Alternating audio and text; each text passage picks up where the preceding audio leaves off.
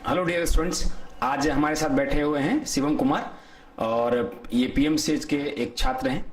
और हम जानना चाहेंगे कि इन्होंने कैसे प्रोविजंस किया और प्रोविजंस के क्रम में क्या क्या परेशानी आई, क्या क्या बाधाएं आई और कैसे इन्होंने सारी चीज़ों को पेंट्रेट करते हुए अपनी सफलता हासिल की। और ट्राइबेक में कैसा जर्नी रहा, इनका कैसा रोल रहा हम लोग का इनके प्रिपरेशन में। और चूंकि हमारे ये हॉस्टलर भी रह चुके हैं तो हम जानना चाहेंगे कि कैसा रख रखाव रहा। सबसे पहले तो बेटा अपना परिचय दीजिए आप। मेरा नाम शिवम कुमार है। मैं अभी फर्स्ट ईयर मेडिकल स्टूडेंट हूँ पटना मेडिकल कॉलेज पटना में। और आपने टेंथ की पढ़ाई कहाँ से करी बेटा? आपके पिताजी क्या करते हैं? मैंने अपनी 10th की पढ़ाई तीर्थंकर महावीर विद्या मंदिर पावापुरी नालंदा से की थी। मेरे पिताजी का एक साड़ी का शॉप है। तो जैसे बेटा हमको आज भी याद है कि 2020 में चूंकि 5-6 महीना लॉकडाउन रहा और 1 अक्टूबर के आसपास हम लोग की बैचेस स्टार्ट हुई थी। और हमको लगता है कि हम लोग का सिलेबस भी काफी लेट स्टार्ट हुआ था। तो कैसा जर्नी रहा ट्राइबेक के साथ, इसको हम चाहेंगे कि एक बार साझा करें आप। ट्राइबेक के साथ बहुत कोऑपरेटिव जर्नी रहा। वो हमेशा हमारी इस सारे डाउट को सॉल्व करने में मदद करते थे।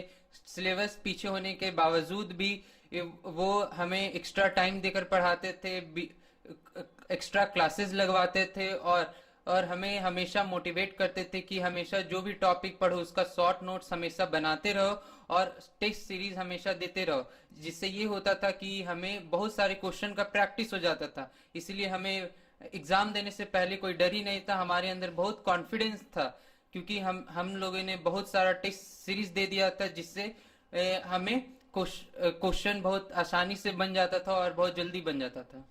चूंकि बेटा तुम ट्राइबेक के कैंपस में एक हॉस्टलर के रूप में भी रहा, तो चूंकि दो बार कोविड आया, लॉकडाउन हुआ, कोविड काल में ट्राइबेक की टीम किस तरह से तुम लोग के साथ खड़ा रहे?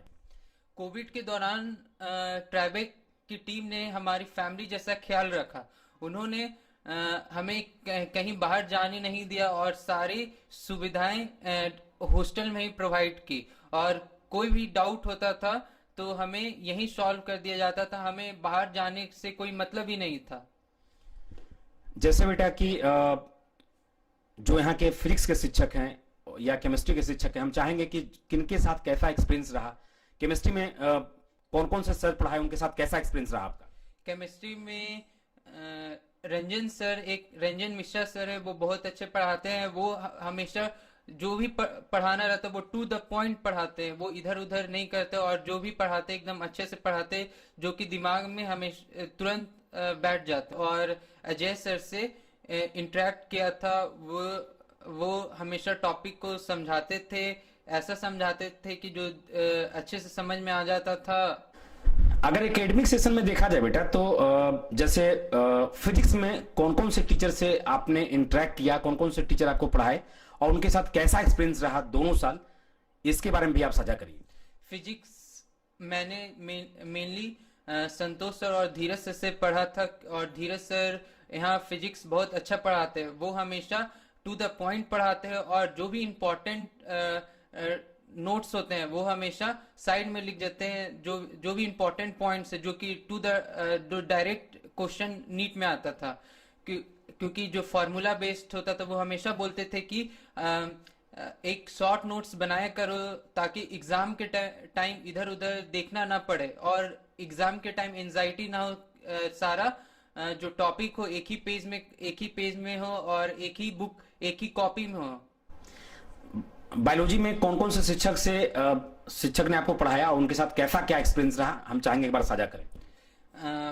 बायोलॉजी मैंने विष्णुकांत सर, अश्विनी सर और रणधीर सर से पढ़ा था।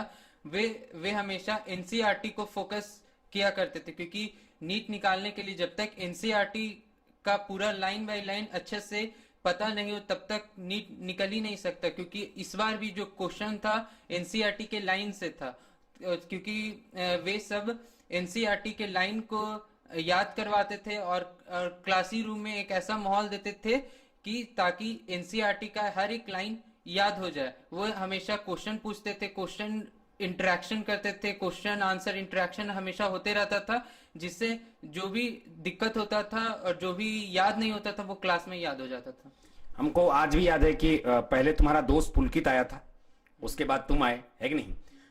हम ये भी जानना चाहेंगे बेटा कि ट्राइबेक का जो ओवरऑल मैनेजमेंट की टीम थी या जो ट्राइबेक की पूरी जो टीम थी, उनके साथ आपका कैसा एक्सपीरियंस रहा? चाहे वो पढ़ाई हो, चाहे हर तरह का कमिटमेंट हो, आपकी छोटी से छोटी रिक्वायरमेंट हो। हम चाहेंगे कि पूरी ट्राइबेक का जो जर्नी है उसके बारे में भी आप साझा करें। मैं सबसे पहले तो ट्राइबेक की टीम को धन्यवाद देना चाहूंगा क्योंकि उन्होंने कोविड टाइम में बहुत अच्छा काम किया। मैंने जब यहाँ एडमिशन लिया था तो मैंने कोविड में ही एडमिशन लिया था और मैं यहाँ का हॉस्टल में कोविड के दौरान ही रहा था क्योंकि जो यहाँ का ट्राइबेक की टीम है उन्होंने कोविड में बहुत अच्छा काम किया था, जिसके वजह से हम लोग का सिलेक्शन हो पाया। चलो बेटा, जैसे अभी जो बच्चे प्रिपरेशन कर रहे हैं, जो इस साल नीट देने वाले हैं, उनको किन किन बातों का ध्यान रखना चाहिए? मई में एंट्रेंस है, जो बच्चे अभी फिलहाल मई में एंट्रेंस देंगे या जो बच्चे प्रिपरेशन करना चाहते हैं नीट का, उनको आप किन किन बातों को बच्चों को दिमाग में देना चाहेंगे ताकि वो इस बात का ध्यान रखें और अच्छे से अच्छे रैंक वो भी ला सके नीट के अंदर? मैं इस बार के नीट एस्पिरेंट को यही कहना चाहूंगा कि वो कोई भी एंजाइटी या डिप्रेशन में ना हो। वो हमेशा ये कोशिश करे कि मैं अपना बेस्ट दूं और ज्यादा से ज्यादा टेस्ट सीरीज देने का कोशिश करें और टेस्ट सीरीज में जो भी गलतियां हो उसे एक अलग कॉपी में नोट करे और उसका एनालिसिस करे ताकि जो गलतियां उन्होंने पहले की बाद में वो दोबारा कभी गलती ना करे। जैसे होता है बेटा कि अक्सर बहुत बच्चों का, बहुत सारे पेरेंट्स का ड्रीम होता है कि हमारे बच्चे डॉक्टर बने। सबसे पहले तो तुम डॉक्टर बना नहीं, अभी तो मेडिकल का छात्र है, डॉक्टर लेकिन बनोगे ही, अच्छे डॉक्टर बनोगे। आगे और क्या प्लान है तुम्हारे एजुकेशन? अभी तो पीएमसी से एमबीबीएस करोगे, उसके बाद का क्या प्लानिंग है? अभी तो मैं एमबीबीएस कर रहा हूँ, उसके बाद मुझे अभी पीजी की पढ़ाई भी करनी है ताकि मैं कोई अच्छे ब्रांच में और अच्छे डॉक्टर बन सकूं और मैं ताकि मैं अपना एक हॉस्पिटल और गरीब लोगों का सेवा भी कर सकूं ताकि वो फ्री का इलाज कर पाए। जो डॉक्टर अभी बहुत सारे चार्ज करते हैं, मतलब फी बहुत लेते हैं, मैं चाहता हूँ कि उसको मिनिमाइज करूँ और अपने एरिया में एक अच्छा हॉस्पिटल खोलूं ताकि गरीब लोग भी अच्छा से अच्छा इलाज करवा पाए। चलो बेटा, ये तुम्हारा बहुत अच्छा सोच है, हमको लगता है कि तुम जरूर ऐसा करोगे। मुझे पूरा विश्वास है कि तुम आगे आने वाले समय में जो एक डॉक्टर है उसका मीनिंग भी चेंज करोगे।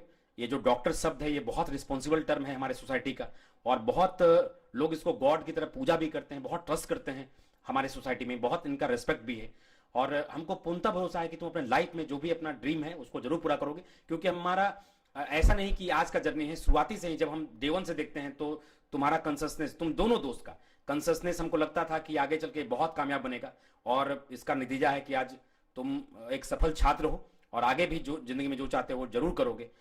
आखिरी बार हम एक बार और आपसे चाहेंगे कि जो बच्चे 10th के बाद प्रिपरेशन करना चाहते हैं उनको सोशल मीडिया ये सबसे कितना दूर रहना चाहिए या फिर क्या सोशल मीडिया के बारे में क्या बताना चाहोगे बच्चों को, किस तरह से? मैं अभी 11th में जो एडमिशन ले रहे हैं, जो अभी नीट और JEE का एस्पिरेंट्स हैं, उन्हें यही कहना चाहूंगा कि अभी सोशल मीडिया से थोड़ा दूरी रहना चाहिए क्योंकि अभी बहुत सारे डिस्ट्रैक्शन हो रहे हैं सोशल मीडिया पे। जैसे अक्सर होता है बेटा कि बहुत सारे आजकल बच्चे होते हैं कि उनको एक एक सब्जेक्ट के मल्टीपल टीचर्स को फॉलो करने लगते हैं, जिससे कि हमारा जो एक्सपीरियंस कहता है कि उनके अंदर काफी डाइवर्सिफिकेशन आती है, बच्चों का जो डिस्ट्रैक्शन लेवल है वो काफी बढ़ जाता है, उसका एंट्रोपी बहुत हाई हो जाता है। तो क्या कहना चाहते हो कि बच्चों को एक सब्जेक्ट के सिंगल टीचर को फॉलो करना चाहिए, इस पे क्या तुम करना चाहते हो? मैं यही कहना चाहूंगा कि आप जो भी टॉपिक पढ़े एक टीचर से ही पढ़े क्योंकि हर टीचर का पढ़ाने का तरीका अलग अलग होता है। आप किसी से समझ पाए या किसी से समझ नहीं पाए, इसीलिए मैं कहना चाहूंगा कि आप हमेशा कंसिस्टेंट रहें और एक ही टीचर से पढ़े और जिस समय वो पढ़ाते हैं उसके अगले दिन जाके आप रिवाइज भी कर ले ताकि आपको बैकलॉग कभी नहीं हो। चूंकि बच्चा अभी जस्ट फ्रेशर बच्चा है तो थोड़ा नर्वस भी है, लेकिन ये कुल मिलाकर ये कहना चाहता है कि आप जितना ज्यादा सोशल मीडिया से दूर रहें, किसी भी सब्जेक्ट में, जैसे अगर बोटनी पढ़ते हैं तो आप बोटनी के एक सिंगल टीचर को फॉलो करें, अगर जूलॉजी पढ़ते हैं तो जूलॉजी के एक सिंगल टीचर को फॉलो करें। मतलब इसका कहने का कंप्लीट सेंस है कि आप मल्टीपल टीचर्स को, मल्टीपल अपना गुरु नहीं बनाए, जैसे कि कंफ्यूजन आपका बढ़े नहीं। मिनिमम कंफ्यूजन के लिए आप सिंगल, जितना कम से कम टीचर्स को फॉलो करें, जितना मिनिमम रिसोर्सेज को फॉलो करें। और चलो बेटा, बहुत बहुत शुभकामनाएं तुमको और तुम्हारे पूरे परिवार को।